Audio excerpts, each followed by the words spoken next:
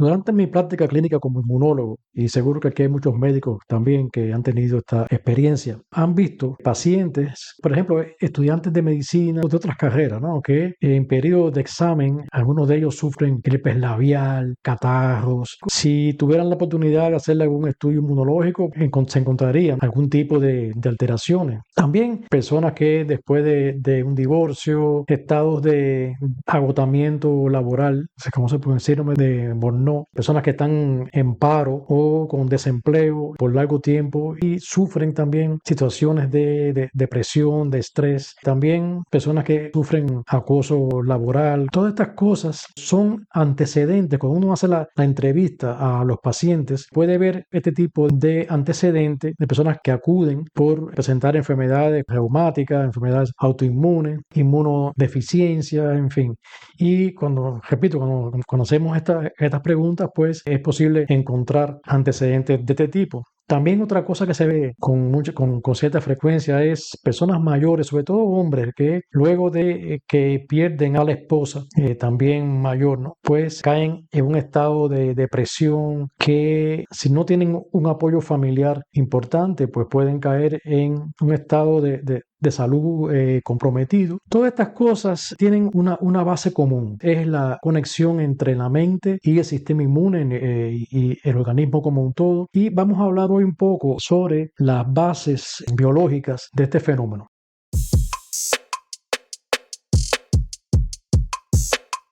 Vamos a hacer una breve historia de lo que es la psiconeuroinmunología, ¿no? Que es la ciencia que atiende todo esto. Y vamos a ver que ya, incluso desde antes de Cristo, ¿no? Hipócrates decía, ¿no? Que las enfermedades son consecuencia de un desequilibrio de los humores internos que puede ser restablecido con buena alimentación y con reposo del cuerpo y del espíritu. Vean, en una etapa tan temprana como ya Hipócrates ya había percibido la influencia de la mente sobre la salud. Otro pensador también de aquella época, Aristóteles, también notó este fenómeno y en sus escritos decía, ¿no? que un cambio en el estado de la psique produce un cambio en la estructura del cuerpo y a la inversa, un cambio en la estructura del cuerpo produce un cambio de la psique. Galeno, también muy importante en medicina, decía que cada emoción está asociada con un fluido específico del cuerpo y él catalogaba, decía, la bilis negra, la bilis amarilla, la sangre y la flema, y a cada uno de estos humores le concedía un tipo de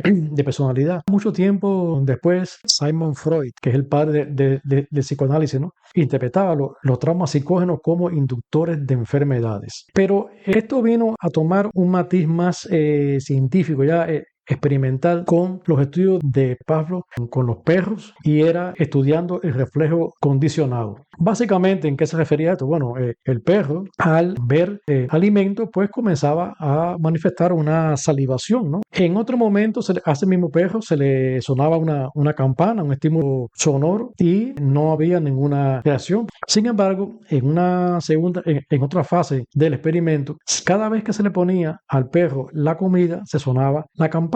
Y entonces el perro comenzaba a salivar por la comida, pero venía asociado el sonido de la campana. Eso repetidamente, el perro fue aprendiendo esto, y ya cuando se le sonaba la campana, que es el estímulo condicionado, pues ya el perro, sin ver la comida, ya él asociaba esto y comenzaba la salivación. Esto, bueno, él después hizo otros experimentos con otros tipos de modelos, pero este es el modelo clásico, y demostró cómo este estímulo, que no tenía nada que ver con el origen de esa salivación, pues estimulaba este reflejo. Otro aporte importante lo hizo Sergei Metalnikov, que fue alumno de Pavlov, y él trató de hacer experimentos también, pero ya con el sistema inmunológico. Él tenía ratas que las estimulaba en la piel, le hacía ciertos estímulos táctiles y le inoculaba vacunas, y entonces él lograba demostrar que solamente el hacerle el estímulo, sin aplicar dosis siguiente de vacuna, pues ya lograba una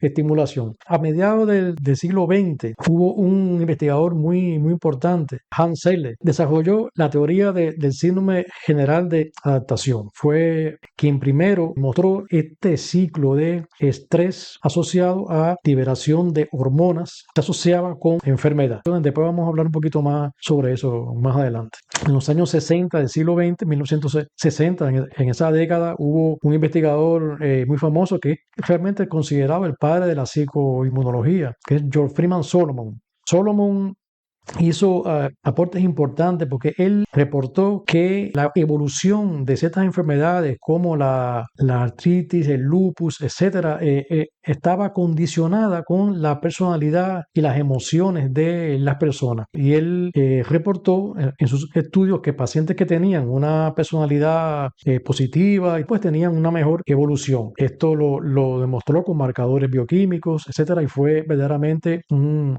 gran aporte a esta ciencia. Nosotros, bueno, tenemos el honor de haber conocido a Solomon en el año 2001. Aquí tenemos una foto, es la única que he encontrado de aquel curso en el que aquí en Santiago, ¿no? Donde juntos hicimos el primer curso de psiconeuroinmunología. Ahí estuvo, además de Solomon, bueno, el profesor Cobian, que fue el anfitrión, el organizador de este evento. Estuvo Mario Martínez, también un importante investigador en esta rama. Bueno, estuvo el doctor Juan Ramón Castillo Belén y estuve yo, que con aquello era más joven. Y bueno, tuvimos realmente ese honor.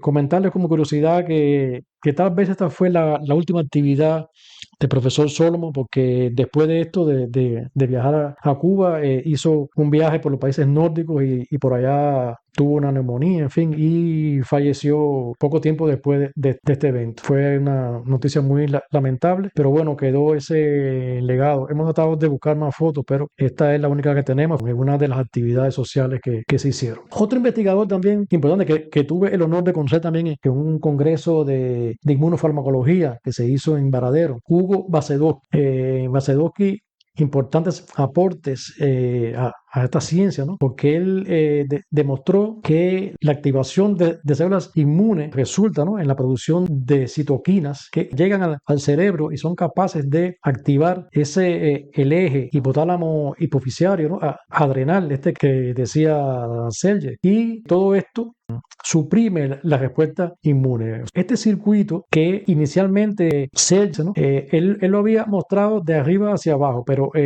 Vasedovsky logró demostrar que la producción de citocinas lograba influir también sobre este sistema y era como un efecto de feedback. O sea, ahí cerró el ciclo de este mecanismo fisiológico. Hubo un experimento muy que yo por lo menos le concedo mucho valor en esta rama, Adler y Cohen. Ellos tomaron grupos de ratas a las cuales se le administraba ciclofosfamida, vean bien, ciclofosfamida, que es un fármaco inmunosupresor, junto con agua azucarada. O sea, era algo parecido al perro de Pavlov.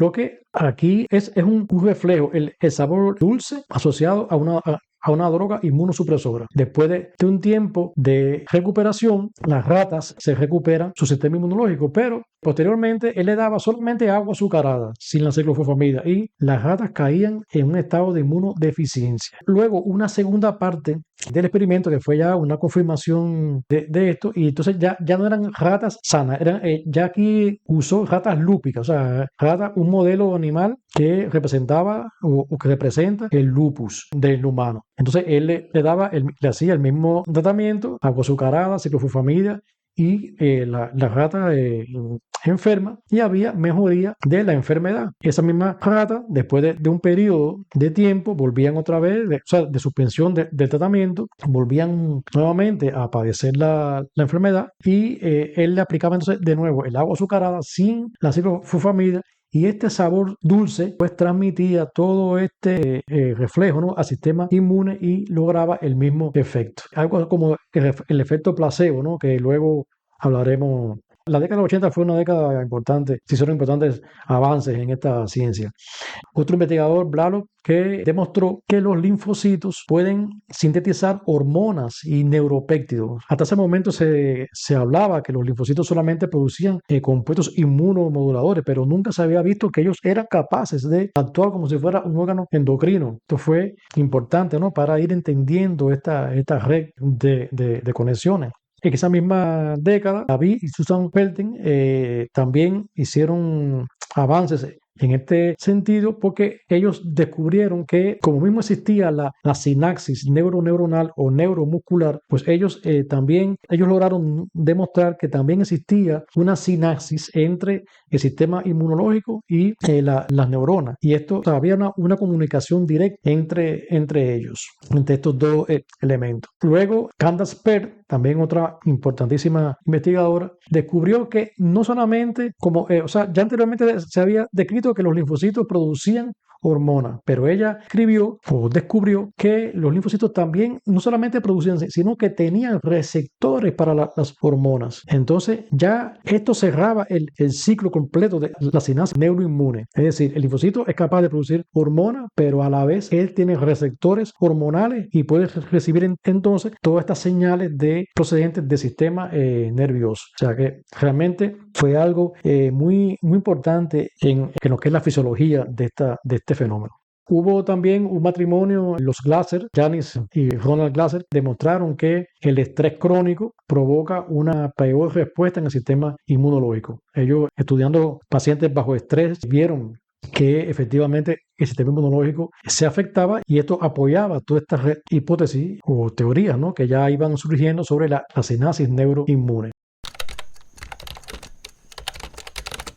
En los últimos 20 años ha habido avances en lo que es la epigenética. Hasta ese momento se creía que estos fenómenos no se heredaban o no se afectaba el material genético. Sin embargo, con los avances en biología molecular, se pudo demostrar que estos fenómenos psicológicos también tenían una afectación a nivel genético, que es la epigenética. Que la epigenética se refiere a cambios que no son de la secuencia de nucleótidos del ADN, o sea, no modifican, no son mutaciones, pero sí son modificaciones posttransduccionales que ocurren en la molécula de ADN y que pueden ser transmitidos a generaciones siguientes. Esto es algo muy interesante que vamos a hablar. Muchas publicaciones sobre esto, cómo el estrés social es capaz de afectar nuestros genes desde el punto de vista epigenético. Aquí pongo algunas publicaciones. Vean cómo se ha ido incrementando. Cuando uno da, por ejemplo, epigenética y estrés, ve cómo hay una evolución en los últimos 15 a 20 años. Y vean qué curioso, ya, fíjense, estamos en 15 de julio de 2024 y ya hay una publicación del año 2025, o sea, ya está adelantada, ya ha sido publicado en un número de una revista el año 2025. Se refiere a marcadores moleculares asociados al estrés y que tiene que ver con todo este fenómeno epigenético. Esto indica que es una ciencia que está a un ritmo acelerado. Evidencias clínicas. Bueno, vamos a ver, por ejemplo, nosotros los médicos conocemos de hace mucho tiempo el efecto placebo. ¿Qué es el efecto placebo? Un efecto en el cual a una persona se le dice: no, mira, este medicamento te va a modificar cualquier enfermedad que tenga, un dolor, una inflamación, cualquier cosa. Pero realmente lo que le estás dando no es el medicamento en sí, sino le estás dando un compuesto que no tiene actividad farmacológica, pero la persona cree que es el medicamento. Entonces, aquí, por ejemplo, hay una serie de estudios publicados que demuestran este efecto. También está el efecto contrario, se llama efecto nocebo. Es un efecto en el cual una persona se le dice que se le va a administrar una sustancia tóxica. Por ejemplo, aquí en este caso se hizo un estudio en niños que se le decía, ¿no?, que se le había aplicado una planta a la cual eran alérgicos y en el otro brazo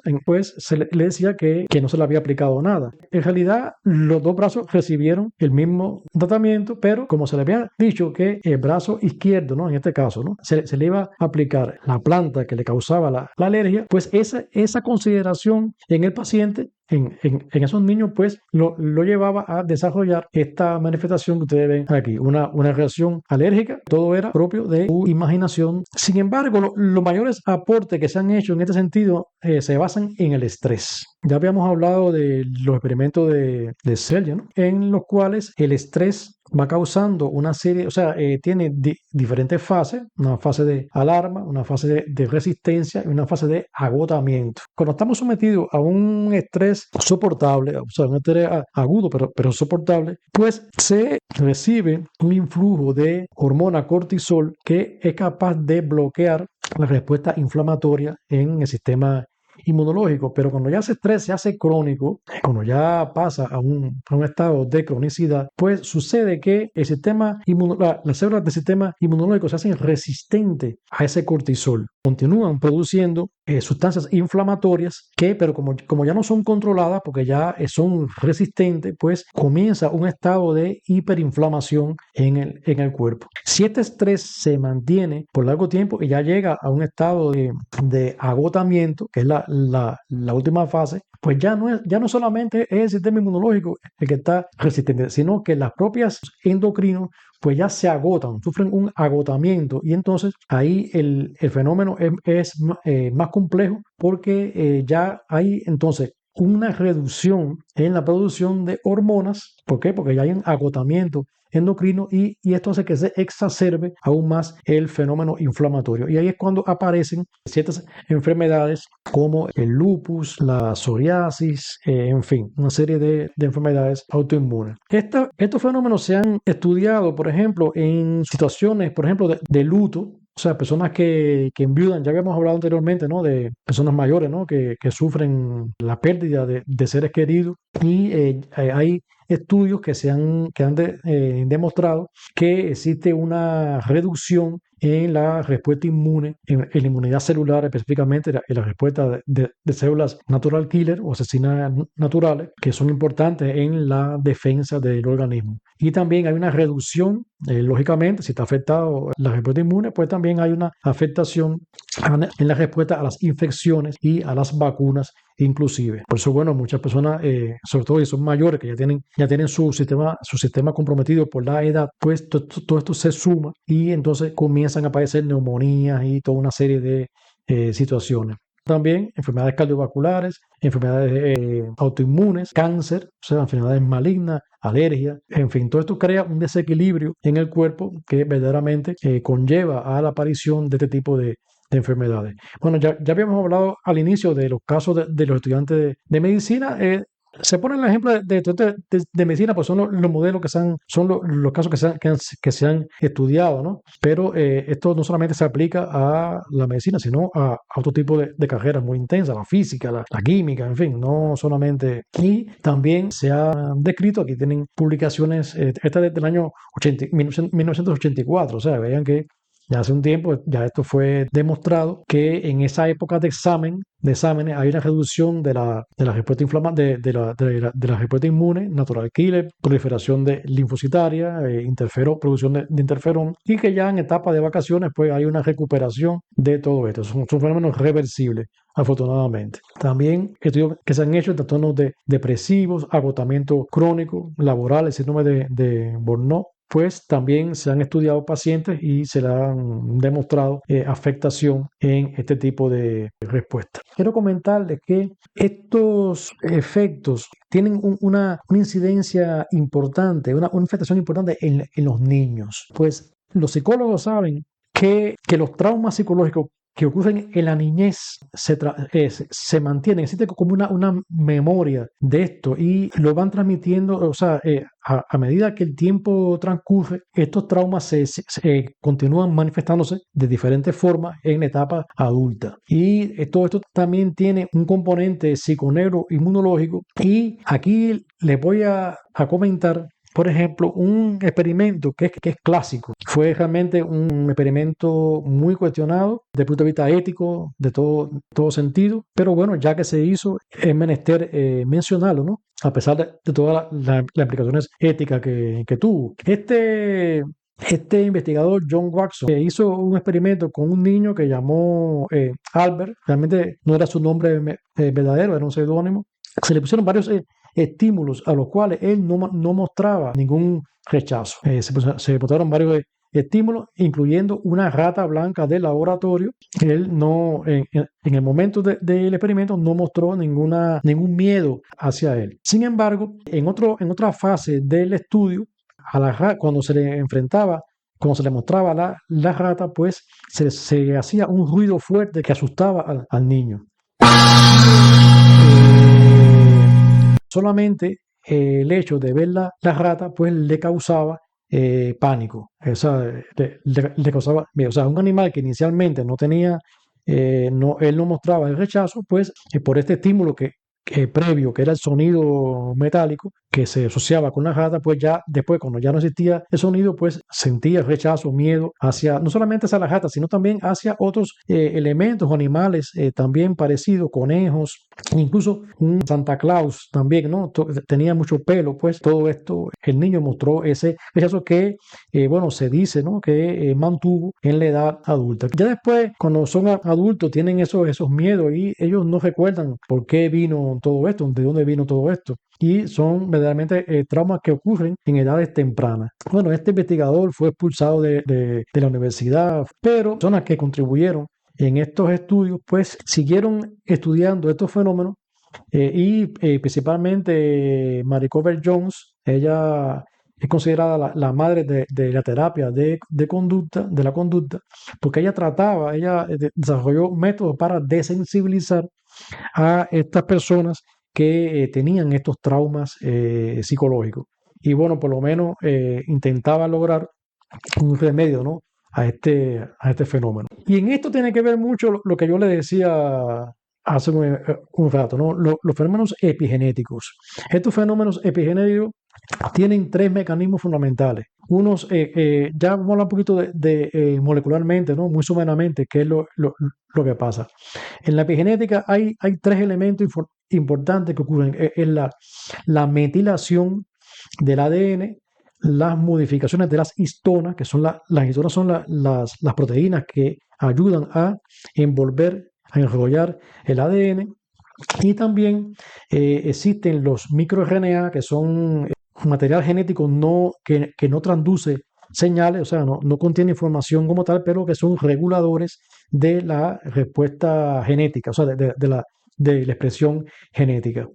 Y es que todo este fenómeno psiconeuroinmunológico tiene, como ven, no solamente es el fenómeno de estrés, sino también el factor genético está involucrado en esto. O sea, todo esto que le estoy diciendo conlleva a que personas que tienen estos fenómenos de metilación, fenómenos epigenéticos, pues puede que no produzcan proteínas que tienen que producir o que produzcan proteínas que no tienen que producir. Entonces, todo esto crea un desequilibrio que lleva a la producción también de enfermedades. Si esos fenómenos de metilación y todo esto llega a las células germinales, o sea, a los óvulos y espermatozoides, pues esto es capaz de transmitirse a las generaciones siguientes. Y una madre, por ejemplo, que esté estresada, que viva en un ambiente poco favorable, familiar, etcétera, pues todo ese fenómeno psicológico que ella viene arrastrándose, si es crónico, si lleva un tiempo padeciéndolo, pues todo eso puede ser transmitido al bebé. Y fíjense que no son mutaciones, son cambios a nivel epigenético que pueden ser transmitidos a las generaciones siguientes. Entonces, aquí también hay otro elemento importante que ha entrado a jugar, que es la microflora, la microbiota, pero principalmente en el intestino. Esa población microbiana que forma parte de nuestro cuerpo es capaz de regular de una manera muy importante todos estos fenómenos inmunológicos, y cuando ocurre un desequilibrio de este tipo, eso también llega a manifestarse en la flora intestinal, y esto conduce a fenómenos como colitis, conllevando a diarrea, en fin. Tenemos que aprovechar la posibilidad que nos ofrecen las terapias, las psicoterapias y terapias alternativas, que permiten actuar sobre este fenómeno, sobre todo este engranaje psiconeuroinmunológico. Pero bueno, aquí puse algunos ejemplos: meditación, relajación, hipnosis, visualización, masaje corporal, el tai chi chuan, la cromoterapia, musicoterapia, en fin. Hay muchas variantes, pero todas ellas realmente de una forma u otra lo que tratan es de modificar en un sentido favorable todo este desequilibrio, ¿no? Que existe en estas personas, lo llevan, ¿no? a padecer enfermedades. Más importante que tratar es prevenir, y por tanto siempre se aconseja no esperar estar enfermo para recibir todo este tipo de terapia. Lo más conveniente, lo más importante es cuando la persona está sana, tener un modo de vida saludable que permita que no entre en desequilibrio todo este eje psiconeuroinmunológico. Tenemos que recetar, además de los medicamentos y todo eso, hacer la relación médico-paciente.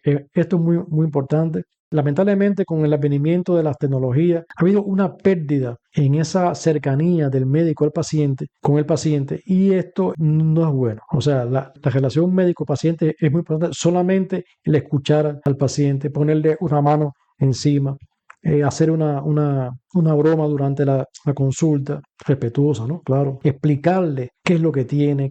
Todo esto genera un clima de confianza que es muy importante para el éxito del tratamiento. Esto era lo que yo les traía. Cualquier pregunta que tengan, me la hacen llegar. Pueden compartir la presentación. Aquí les dejo el enlace al canal. Ahí se suscriben. Gracias por la atención y bueno, espero sus comentarios.